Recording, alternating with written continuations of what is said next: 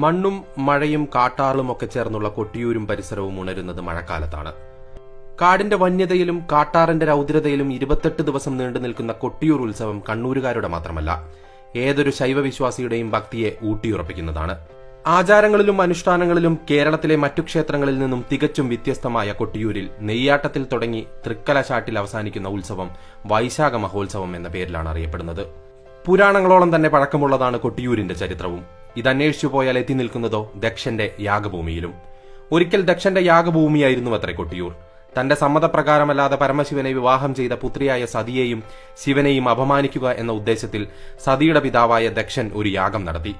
ശിവനെയും സതിയെയും ഒഴികെ 14 ലോകത്തെ എല്ലാവരെയും അദ്ദേഹം യാഗത്തിന് ക്ഷണിക്കുകയും ചെയ്തു. പിതാവിനോടുള്ള സ്നേഹം മൂലം സതി യാഗത്തിൽ പങ്കെടുക്കാനെത്തി. എന്നാൽ യാഗത്തിൽ പങ്കെടുക്കേണ്ട എന്ന് പറഞ്ഞ് ശിവൻ സതിയെ വിലക്കിയിരുന്നു.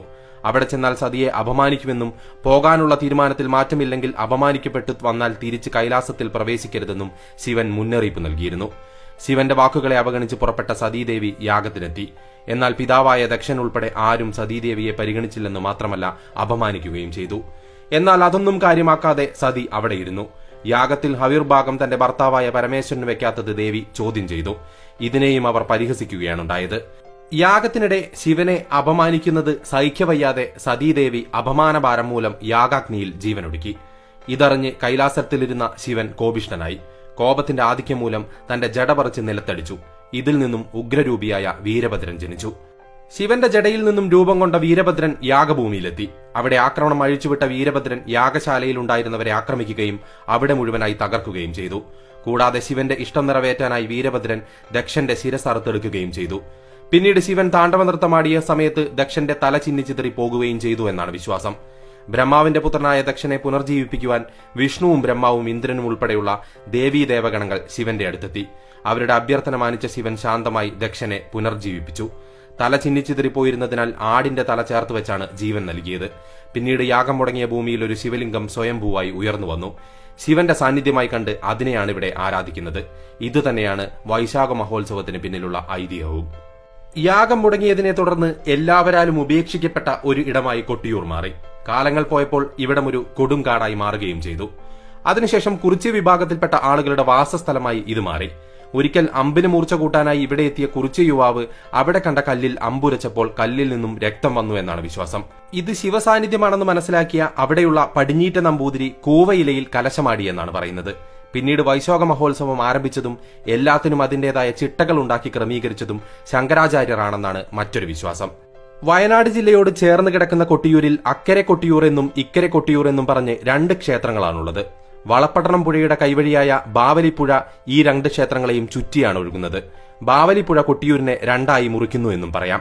പുഴയുടെ തെക്ക് ഭാഗത്ത് ഇക്കരെ കൊട്ടിയൂർ ക്ഷേത്രവും വടക്കു ഭാഗത്ത് അക്കരെ കൊട്ടിയൂർ ക്ഷേത്രവും സ്ഥിതി ചെയ്യുന്നു. വൈശാഖ മഹോത്സവം നടക്കുന്നത് അക്കരെ കൊട്ടിയൂർ ക്ഷേത്രത്തിലാണ്. അക്കരെ കൊട്ടിയൂർ ഉത്സവം നടക്കുന്നിടത്തോളം സമയം ഇക്കരെ കൊട്ടിയൂർ ക്ഷേത്രത്തിൽ പൂജകളും മറ്റും ഉണ്ടാവില്ല. ഇടവമാസത്തിലെ ചോതി മുതൽ മിഥുനത്തിലെ ചിത്തിര വരെ നീണ്ടു നിൽക്കുന്ന 28 ദിവസത്തെ ഉത്സവമാണ് ഇവിടെ നടക്കുന്നത്. അതിനെ മനുഷ്യരുടെ ഉത്സവമെന്നും ദേവന്മാരുടെ ഉത്സവമെന്നും പറഞ്ഞ് 2ആയി തിരിച്ചിട്ടുണ്ട്. ഭണ്ഡാരം എഴുന്നള്ളത്ത് നാൾ മുതൽ ഉത്രാടം നാൾ വരെ ദേവന്മാരുടെ ഉത്സവവും തിരുവോണം മുതൽ ആയില്യം വരെ മനുഷ്യരുടെ ഉത്സവവും, മകം മുതൽ ഭൂതഗണങ്ങളുടെ ഉത്സവം എന്നാണ് വിശ്വാസം.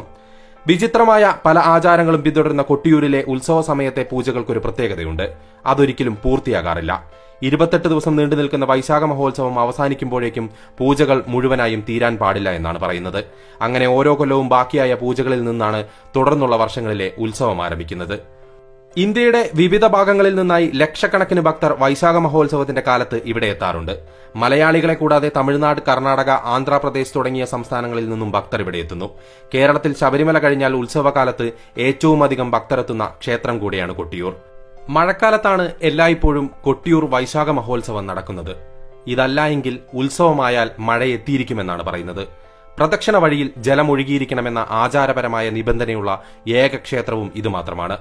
നിത്യപൂജകൾ എന്ന് വിളിക്കപ്പെടുകയെന്നതിനേക്കാൾ യാഗമെന്ന് വിളിക്കപ്പെടുന്നതാണ് ഇവിടുത്തെ ആചാരങ്ങളും കർമ്മങ്ങളും എല്ലാം തന്നെയും. പരശുരാമനും ശങ്കരാചാര്യരും വ്യത്യസ്ത ഘട്ടങ്ങളിലായി ചിട്ടപ്പെടുത്തിയ ഉത്സവ ചടങ്ങുകൾക്ക് പ്രധാനമായും 7 അംഗങ്ങളും 4 ഉപാംഗങ്ങളുമാണുള്ളത്. കൂടാതെ ചില സവിശേഷ ചടങ്ങുകളുമുണ്ട്. പ്രക്കൂഴം, നീരെഴുന്നള്ളത്ത്, ഭണ്ഡാരമെഴുന്നള്ളത്ത്, ഇളനീരാട്ടം, കലംവരവ്, കലശാട്ടം എന്നിവയാണ് അംഗങ്ങൾ. തിരുവോണം, രേവതി, അഷ്ടമി, രോഹിണി എന്നീ നാളുകളിൽ വിശേഷ പൂജകളോടുകൂടിയ ആരാധനകളാണ് നടക്കുന്നത്. ഈ ആരാധനകളാണ് അറിയപ്പെടുന്നത് ഉപാംഗങ്ങളെന്ന്. വിശാഖനാളിലെ ഭണ്ഡാരം എഴുന്നള്ളത്തിന് മുൻപും മകന്നാൾ ഉച്ച ശീവേലിക്ക് ശേഷവും സ്ത്രീകൾക്ക് അക്കരെ കൊട്ടിയൂർ ക്ഷേത്രത്തിൽ പ്രവേശനമുണ്ടായിരിക്കുന്നതല്ല. വൈശാഖ മഹോത്സവവേളയിൽ കൊട്ടിയൂരിൽ ദർശനം നടത്തി മടങ്ങുന്നവർ ഭക്ത്യാദരപൂർവ്വം പ്രസാദമായി കൊണ്ടുപോകുന്ന ഓടപ്പൂവിനും ദശയാഗ ചരിത്രവുമായി ബന്ധമുണ്ട്. ശിവന്റെ ജടയിൽ നിന്നും രൂപമെടുത്ത വീരഭദ്രൻ യാഗശാലയിൽ ചെന്ന് ദക്ഷന്റെ ദീക്ഷ പറിച്ചെറിഞ്ഞ ക്ഷേത്രമാണ് തലയെറുത്തത്. ദീക്ഷ വീരഭദ്രൻ കാറ്റിൽ പറത്തിവിടുന്നു. ഈ ദീക്ഷയാണ് ഓടപ്പൂക്കൾ എന്നാണ് വിശ്വാസം. പൂമുഖത്തും പൂജാമുറിയിലും വാഹനങ്ങളിലുമെല്ലാം ഈ ഓടപ്പൂക്കൾ തൂക്കിയിടുന്നത് സർവൈശ്വര്യം പ്രദാനം ചെയ്യുമെന്നും വിശ്വസിക്കപ്പെടുന്നു. കണ്ണൂർ ജില്ലയുടെ കിഴക്ക് ഭാഗത്തായാണ് ദക്ഷിണകാശി എന്നും അറിയപ്പെടുന്ന കൊട്ടിയൂർ സ്ഥിതി ചെയ്യുന്നത്. കണ്ണൂരിൽ നിന്നും അക്കരെ കൊട്ടിയൂരിലേക്ക് 69 കിലോമീറ്ററാണ് ദൂരം. ഇരിട്ടിയിൽ നിന്നും 29 കിലോമീറ്ററും തലശ്ശേരിയിൽ നിന്നും 59 കിലോമീറ്ററും തളിപ്പറമ്പിൽ നിന്നും 71, പയ്യന്നൂരിൽ നിന്ന് 97 കിലോമീറ്ററും കൂത്തുപറമ്പിൽ നിന്ന് 45 കിലോമീറ്ററുമാണ് ദൂരമുള്ളത്. ഏതൊരു ശിവഭക്തനും മാത്രമല്ല ഏതൊരു ഹിന്ദുമത വിശ്വാസിയും സന്ദർശിച്ചിരിക്കേണ്ട സ്ഥലം തന്നെയാണ് കൊട്ടിയൂർ. ത്രിമൂർത്തികളും 33 ദേവകളും ഒന്നിച്ചു കൂടിയ ദക്ഷയാഗം നടന്ന സ്ഥലമാണ് കൊട്ടിയൂർ. അതിനാൽ ഇവിടെ എത്താൻ കഴിയുന്നത് പോലും അതീവ പുണ്യമായിട്ടുള്ള കാര്യമാണ്.